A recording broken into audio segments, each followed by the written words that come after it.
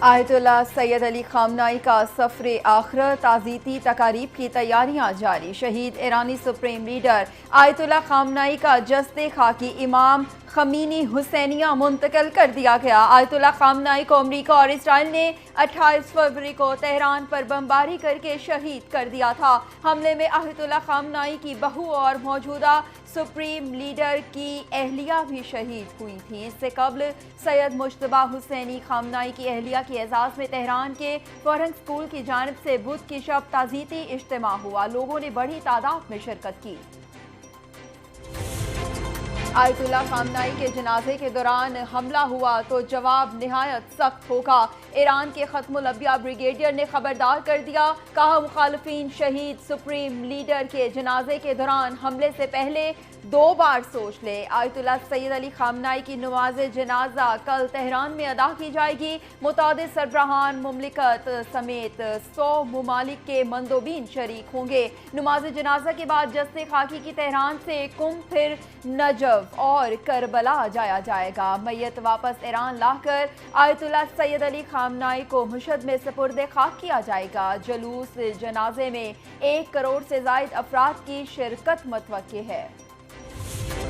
وزیر اعظم آج ایران اور ترکیہ کے دورے پر روانہ ہوں گے۔ سرکاری اعلامیے کے مطابق وزیر اعظم اپنے دورے کا آغاز ایران سے کریں گے۔ شہید سپریم لیڈر کی نماز جنازہ اور تدفین کی تقریبات میں شرکت کریں گے۔ وزیر اعظم کے ہمراہ نائب وزیر اعظم اسحاق ڈار وفاقی کابینہ کے دیگر ارکان بھی ہوں گے۔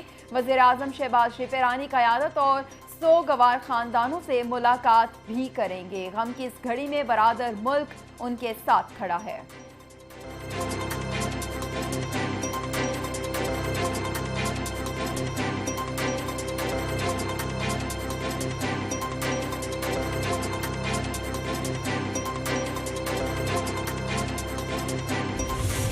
نائب وزیر اعظم وزیر خارجہ اور سعودی وزیر خارجہ شہزادہ فیصل بن فرحان کے درمیان ٹیلی فوننگ رابطہ ایران امریکہ مذاکرات میں پیش رفت ہوئی ہے۔ دوحہ میں ہونے والے حالیہ ثالثی مذاکرات پر تبادلہ خیال۔ ترجمان کے مطابق سعودی وزیر خارجہ نے اسلام آباد مفاہمتی یادداشت پر عمل درآمد کے لیے پاکستان کی کوششوں کو سراہا، جبکہ دونوں رہنماؤں نے خطے میں امن و استحکام کے فروغ کے لیے اتفاق جاری رکھنے پر بات کی۔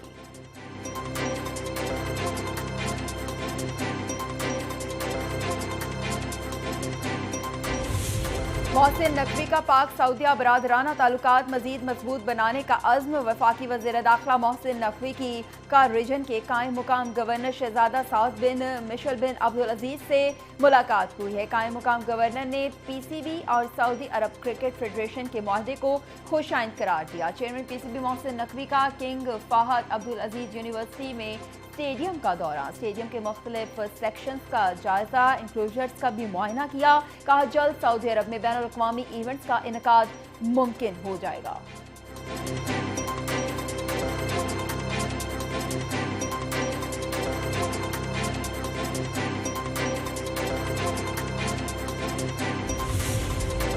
ایران ہماری تقریباً تمام ضروری شرائط ماننے پر آمادہ ہو گیا۔ امریکی صدر ٹرمپ کا دعویٰ، کہا کہ اسرائیل میں میری مقبولیت 99% تک تھی۔ امریکہ کی ایران کے ساتھ بہت اچھی بات چیت ہو رہی ہے، معاملات خوش اسلوبی سے آگے بڑھ رہے ہیں۔ امریکی صدر نے ایک بار پھر پاک بھارت جنگ کا ذکر کیا۔ کہا بھارت اور پاکستان کے درمیان جنگ روک کر 3 کروڑ جانیں بچائی ہیں۔ میں نے جنگ روک کر 3 کروڑ افراد کو بچایا۔ پاکستان اور بھارت کے درمیان جنگ میں 11 طیارے گرائے گئے۔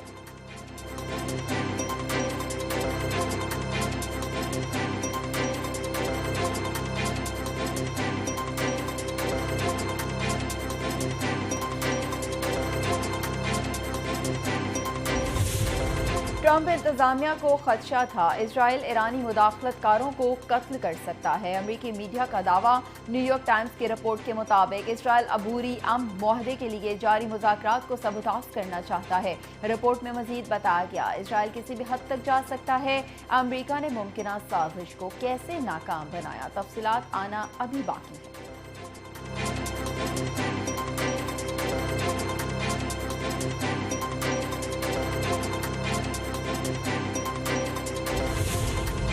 امریکہ نے مغربی ایشیا میں امن اور سلامتی کو مسلسل نظر انداز کر دیا۔ ترجمانی ایرانی وزارت خارجہ اسماعیل بقائی نے کہا کہ فوجی اجلاس محض نمائشی اقدام ہے۔ امریکی پالیسیاں خطے میں عدم استحکام کو ہوا دے رہی ہیں۔ امریکہ کا طرز عمل بین الاقوامی قوانین کی خلاف ورزی ہے۔ حالیہ امریکی اور اسرائیلی حملوں سے خطے کے ممالک سبق سیکھیں۔ علاقائی ممالک بیرونی مداخلت سے ہوشیار رہیں۔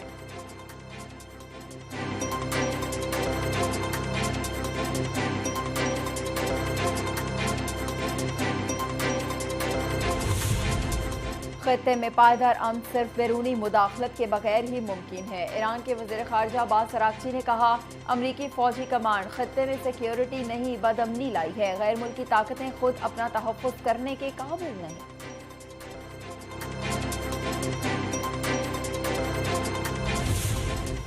آسٹریا کے تہران میں سفارت خانہ معمول کے مطابق فعال۔ آسٹریا کے سفارت خانے نے سوشل میڈیا پر جاری بیان میں کہا کہ 1 جولائی سے سفارت خانے کی معمول کی سرگرمیاں بحال کر دی گئی۔ کونسلر خدمات کی بحالی سے متعلق اعلان بعد میں کیا جائے گا۔ سفارت خانے کی معمول کی سرگرمیوں کی بحالی کو ایران اور آسٹریا کے درمیان سفارتی روابط کی بحالی کی جانب ایک اہم پیش رفت قرار دیا گیا ہے۔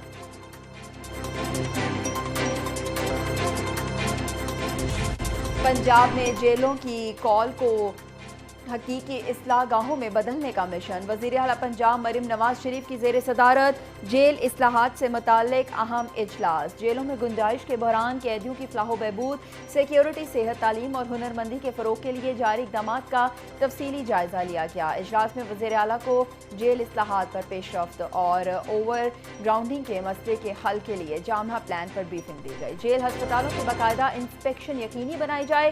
قیدیوں کی منتقلی کے لیے استعمال ہونے والی جیل وینیز کو جدید سہولت سے آراستہ کیا جائے۔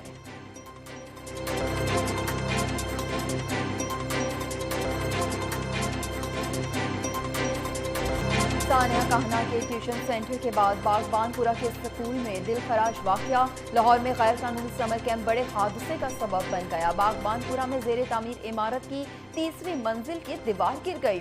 سکول کی چھت گرنے سے ایک بچہ جاں بحق 5 زخمی ہوئے۔ جاں بحق بچے کی شناخت ابو بکر کے نام سے ہوئی ہے۔ 2 منزلہ عمارت کے دوسرے فلور کی چھت گری۔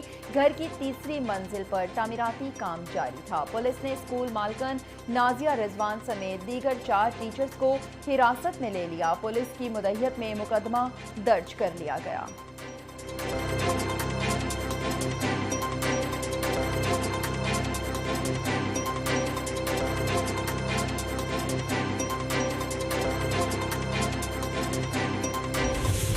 لاہور میں چھت گرنے کا ایک اور المناک واقعہ۔ رائیونڈ روڈ پر گھر کی چھت گرنے سے ایک لڑکی جاں بحق اور 3 افراد زخمی ہو گئے۔ ریسکیو حکام کے مطابق گھر کی چھت TR گارڈر سے بنی ہوئی تھی۔ حادثے کے وقت بچے چھت پر کھیل رہے تھے۔ حادثے میں 13 سالہ لڑکی دم توڑ گئی۔ ریسکیو کے مطابق جاں بحق ہونے والی بچی کی شناخت 13 سالہ حمیرہ کے نام سے ہوئی ہے، جبکہ زخمیوں میں 50 سالہ رشیدہ، 30 سالہ رمشا اور 13 سالہ سمیرہ شامل ہیں، جن کو ہسپتال منتقل کر دیا۔